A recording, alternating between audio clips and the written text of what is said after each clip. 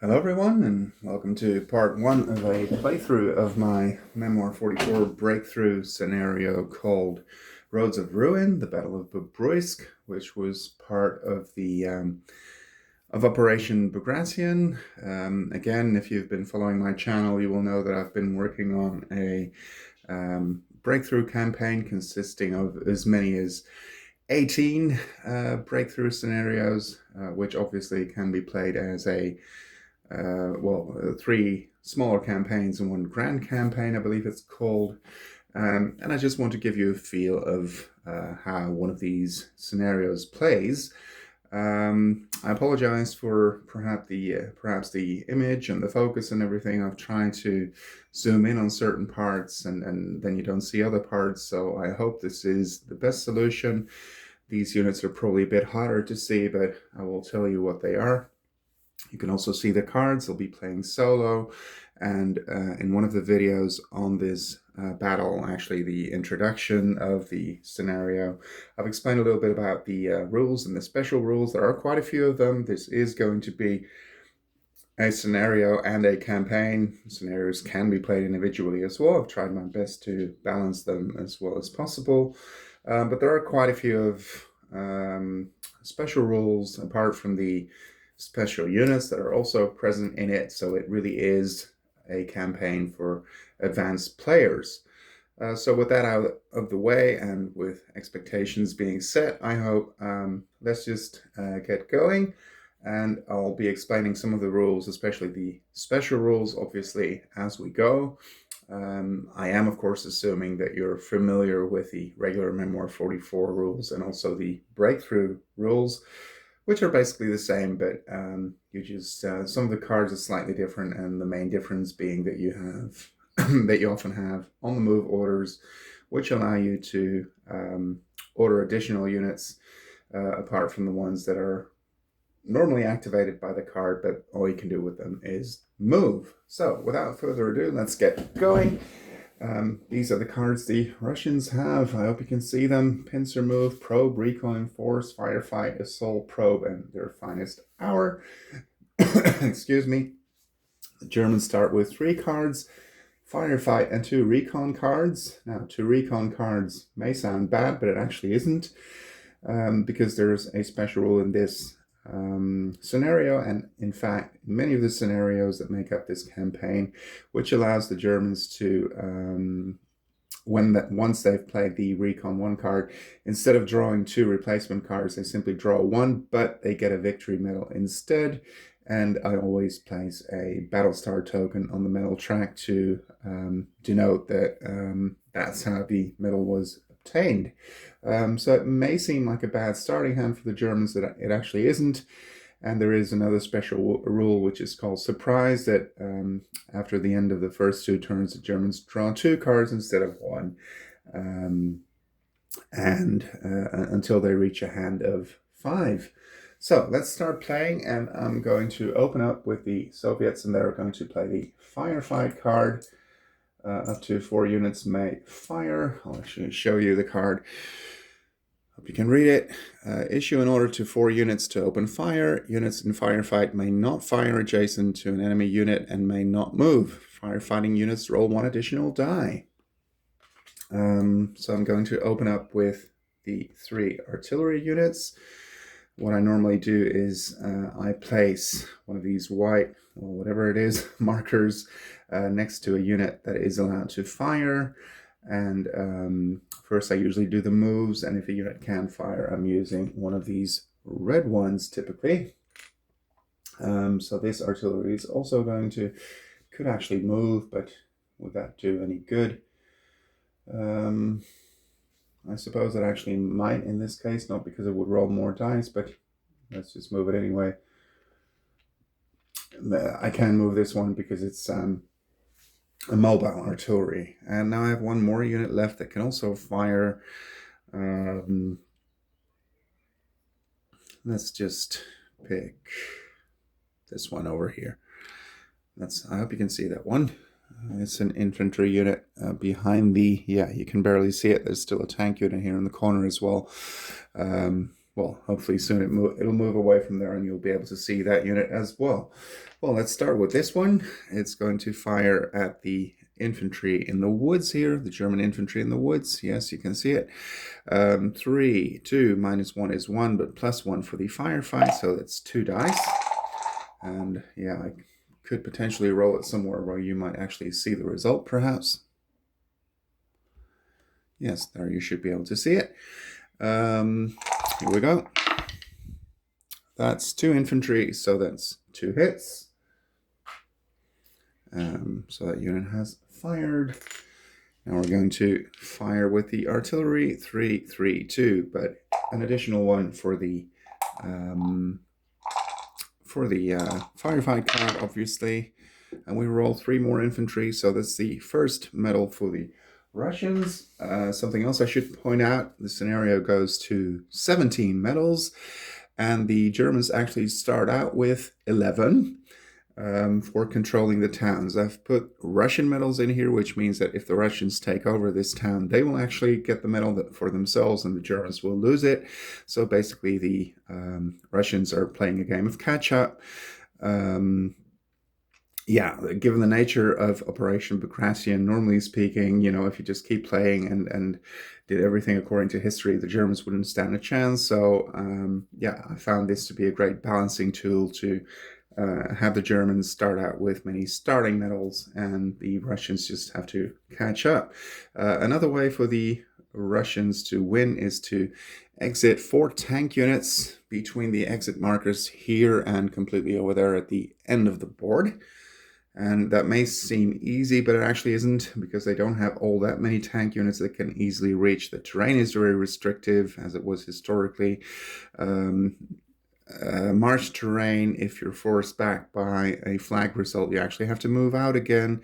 When moving in, you have to stop an adjacent hex, etc. So it's not that easy, as initial playtesting has already shown. Okay, so let's continue with the other firefighting units. This one, which one is it going to target? 3, 3, 2, 2, so that would be 3 as well. I could potentially also target that one to really open up this front. 3, 3, 2, 2, 1, that would be 2. Well, I'll fire at that one with 3 then. That's a grenade and 2 stars. Not sure if you can actually see that. Now you can, more or less, but that's 1 hit then. Now we still have the artillery over here. 3, 3, 2, so that's 3. That's 1 infantry and 1 tank, which you can hopefully see as well. So that's the first Russian card. We're going to draw another one, and that's a recon card as well. And what the Russians can do with recon cards is they can play them as if they were air power cards. So they both get an advantage from these otherwise weak cards. Okay, here we go. The Germans.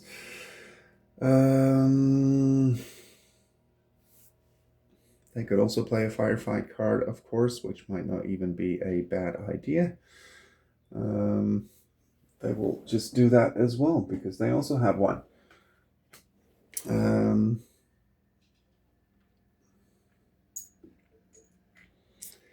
The Germans will fire with this infantry unit. They will fire with this infantry unit. This one, and perhaps that one, or maybe with this artillery unit over here. First of all, this one is going to target this engineer unit here. And as you can see, it has nowhere to retreat at this point, so a flag would also be a hit. So 3, 2, 1, and that's going to be 2 for the firefight. That's 1 hit. Now we're going to move on with the next German unit. 3, 3, 2, 211. So let's just, well, let's wait with the artillery because it will have more options. This unit is going to target this unit here, which is on a river hex. It has used its what's it called? Collapsible boats and rafts is in play. All non-partisan infantry can use it. There are no partisans in this scenario, so all infantry units can use it. That is not supported infantry because of the tank that's attached, and it can't do that. Obviously, you don't want to load it onto a raft, and cavalry can't do it either. But engineers, for instance, could. So it's targeting this one, 3, 2, and that's going to be with 3 dice. And sorry, this one obviously, and flanks are also going to be hits because a unit using collapsible boats and rafts does not retreat, but it takes hits instead. That's 1 hit. It's rather poor roll, unfortunately. This one, it's going to target this one because it has nowhere to retreat. Even though there are lots of Russian units on this flank, they still retreat normally to their baseline. So 3, 2, and that's 3 after all. That's 2 hits. And now we have that artillery unit, which perhaps also wants to fire at that one. Then 3, 3, 2, 2, 1. Sorry, 3, 3, 2, 2, 1, 1. So that's 2. Let's try that one. And that's 1 hit. So 1 Russian unit left there, 1 figurine left. So as I said, the Germans now take 2 cards and keep them as well. And they draw 2 armor assault cards.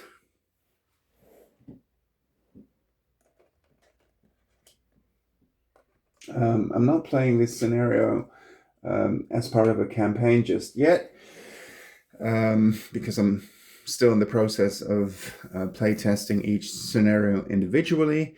Obviously, there will be rules in place such as victory rolls and reserve rolls, etc. When playing the campaign, but you didn't see me do that now because, as I said, first of all, I'm playing each scenario individually and try to see if it's relatively balanced. It's not really a problem that one side is slightly stronger and has a better possibility to win such a scenario, but it should be fun even if you're playing the scenario completely on its own. I want that to be possible as well.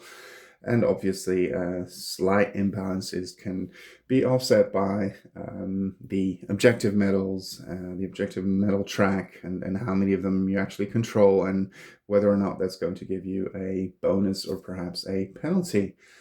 It's back to the Russians. Let's see, what are they going to do? I hope you can see their cards. Pincer move, 2 on each side, a probe, 2 over here, and 2 on the move, which might actually not be a bad idea. 1 in each section, a recon card, an assault on this side, a probe here, and their finest hour. I think I'll do 2 on each side. So let's see. Might actually move in here with the tank to remove the wire. It's probably not a bad idea. And a tank can still fire after it removes the wire.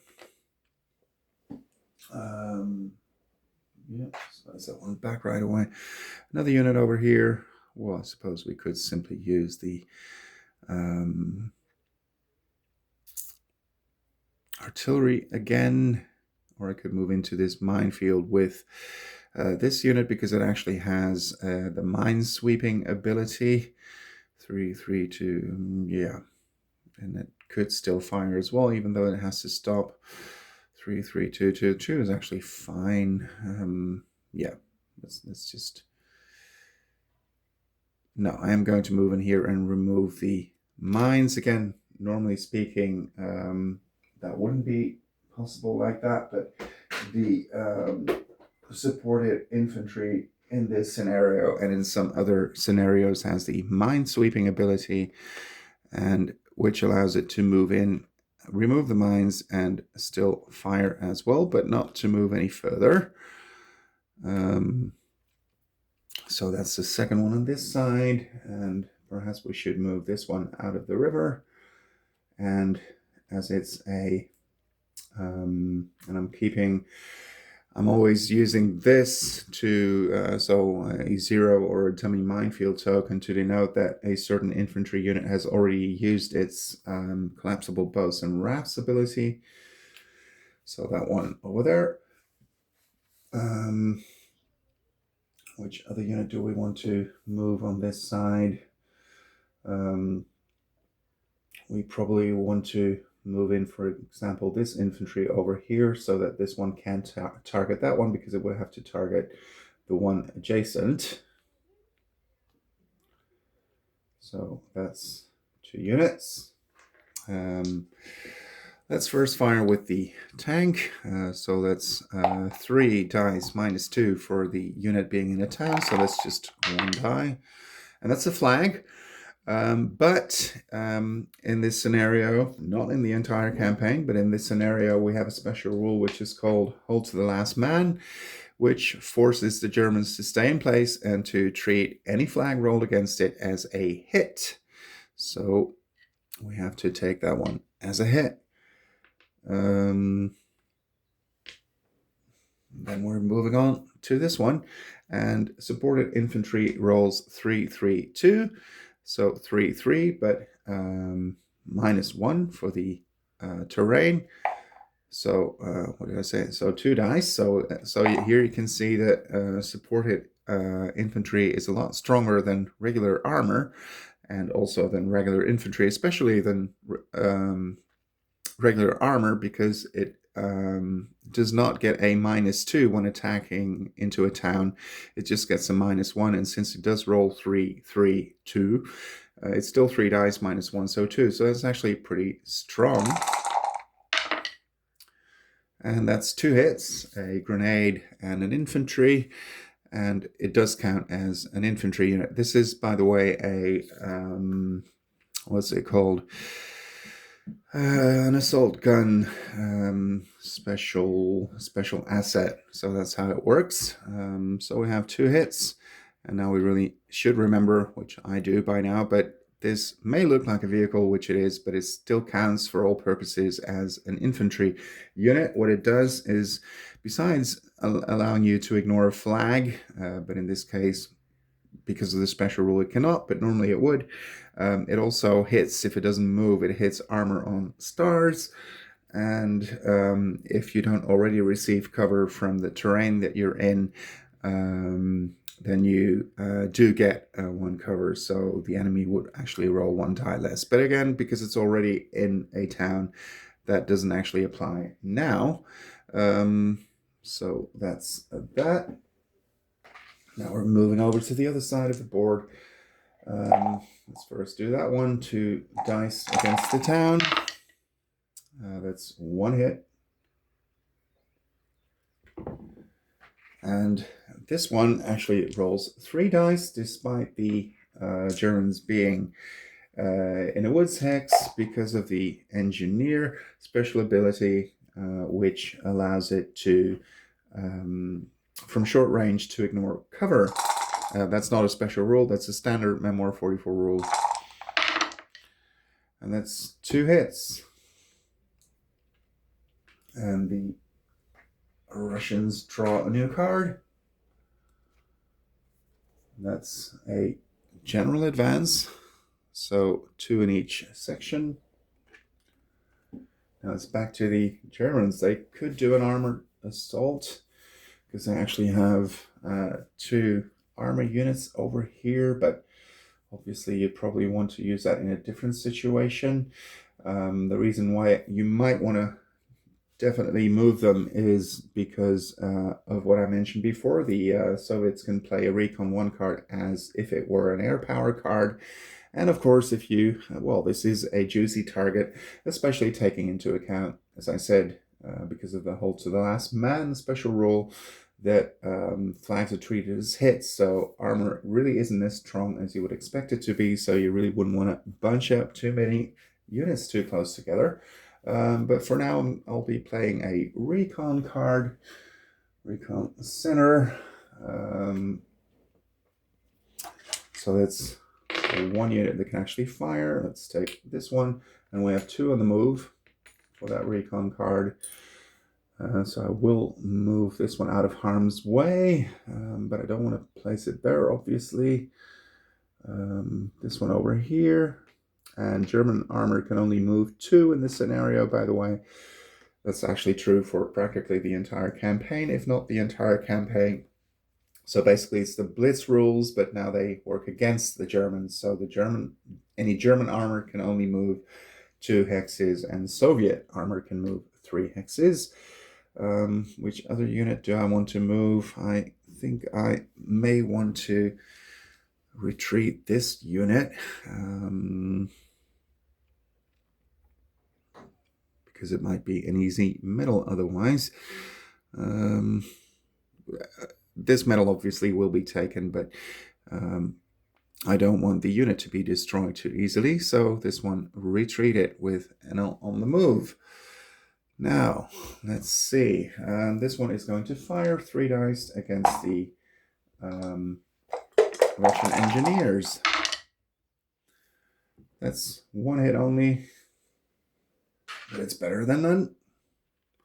And now we're going to not draw 2. Well, we are going to draw 2 replacement cards because the Germans still need to get to their starting hand for the rest of the scenario, which in this case I didn't describe that actually in the rules because I figured it would be a rare occurrence.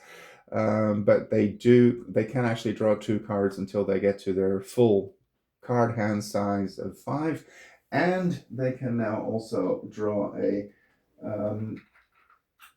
take a victory medal, but as I said, to differentiate them, which might in some cases be important from regular victory medals or objective medals, I always place a battle star token. So the Germans now have 12 victory medals. The Russians only have 1 for the time being. And yeah, that's why those additional victory medals, especially at the beginning, in most of these scenarios, it's a spoiler, but the Germans really have to push hard in the beginning. They have to play very often the best cards that they have to inflict casualties quickly and ferociously. And the Russians need to, not bide their time too much, which is also historically accurate. They have to keep pushing, they have to keep going, and take over medals from the Germans quickly and destroy Germans quickly, obviously. And we also, again, have the special rule in this scenario that if the Russians exit 4 tank units between those exit markers, they score a sudden death. And that's also historically accurate because of the deep battle doctrine that the Soviets used in this operation. Which basically means that they actually bypass lots of strong points. That's what that sudden death condition symbolizes, because actually very often they didn't take on German strong points, they just bypassed them. But in this scenario, if you do that too often, then of course the Germans simply hold on to those medals. There are no supply rules in Memoir 44, so they really do hold on to those. And yeah, if you allow them to do that too long and they manage to kill off a certain number of Russian units, then the Germans might actually relatively easily win because they start with such a big lead. Okay, enough rambling. Let's move on with the Soviets again. And I suppose that 2-2-2 might not be a bad idea. Let's do that. So a general advance, 2 in each section. So this one thought it was safe, but it actually isn't because this tank is moving up here and it's going to target this assault gun over here. Which other unit is going to move here? I suppose it could just be, well, let's move the cavalry. It can move 3 and still fire, but of course not now because it moves into the woods, but it can move forward and it might soon be able to take the objective over here and actually open the exit over there pretty quickly. Over here, what are we going to do? I think we want to remove the wire here, and that is something engineers must do. It's not a special rule, standard Memoir 44 practice. Instead of battling, they have to remove the wire. Other infantry may opt to leave the wire in place and battle out at -1, but that is not something that engineers can do. And what I could also do is I could move these forward. These are specialized infantry. So basically like Rangers or the German ones with the, I don't know what they represent, but German elite units. And these are Russian elite units, so they can move to and still fire. So this one can still fire, but it will do so at -1 for the wire and -1 for the village. So in total, they will only roll 1 die. We're going to use this one again, and let's move up this one. Well, no, let's try to take out this one. An engineer unit, as I said, is pretty strong because it allows you to ignore cover in close assault, and it's down to 2 units, so I don't want this German unit to fire again if I can help it. So let's start on this side. This unit can't do anything anymore. This one is going to fire 1 die, 2 dice, sorry. Normally 3, but -1 because as I explained earlier, the assault gun allows you to ignore, well, 1 die basically gives you 1 cover. So let's see. That's an infantry hit and a flag for what it's worth. So that's a kill. Now we're moving on to this one. It's going to remove the wire. As I explained, that's what it has to do. It doesn't have a choice, but the road is open now. The Germans actually thought in reality that this wasn't tank terrain, which it wasn't, but the Germans actually did a great Maskirovka. They built corduroy roads, which basically means that they made passages through the marshes and everything, which is also depicted in this scenario by one special rule as well, which allows the Russians, if they enter marsh with an army unit, to fire as well, which is normally prohibited from a marsh hex when you enter it, at least for armor. So as I explained earlier, just 1 die here. That's a tank, so it's a miss. I could have removed the wire as well, but I chose to do this in this case. Here we roll 3 dice for the engineer. That's 2 hits, so that's another Russian medal.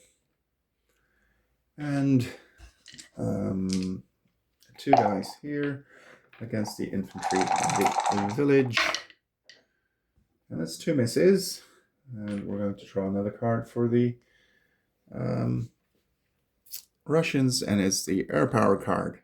Now, the Germans, what are they going to do? They would like to attack on this side, I suppose. Can they do that? No. Well, yeah, with 1 recon card. Is that worth it? Otherwise, they're just going to be, well, wait to be slaughtered, basically. 2 in the middle might also be a nice idea. And 2 on the move. Let's do 2 in the middle and 2 on the move. So a probe. 2 in the middle, this one obviously. And this artillery. 2 on the move. I think I'm going to have to reinforce this side of the battlefield because this objective medal and the exit hexes beyond it are pretty exposed at the moment. So I'm going to move this infantry forward. That's it on the move. And I'm going to move this, I'm going to move this assault gun forward. So that's the 2 on the moves. And now we're going to roll, and I don't really have anywhere to place the dice box or dice tray anymore, really. I'm not sure if you can see it this way. Okay, so this unit is going to fire against the unit in the wire. That's 2 hits and a retreat. So they certainly got scared. I'm going to retreat this way, I suppose. And 3, 3, 2, 2, 1, 1. So let's see if we can score a medal by taking out this unit over here. And yes, we do. So that's another German medal. So they now have 13, only 4 left to go. So it's really time for the Russians to start catching up quickly. So for now, let's round off part 1 of this playthrough.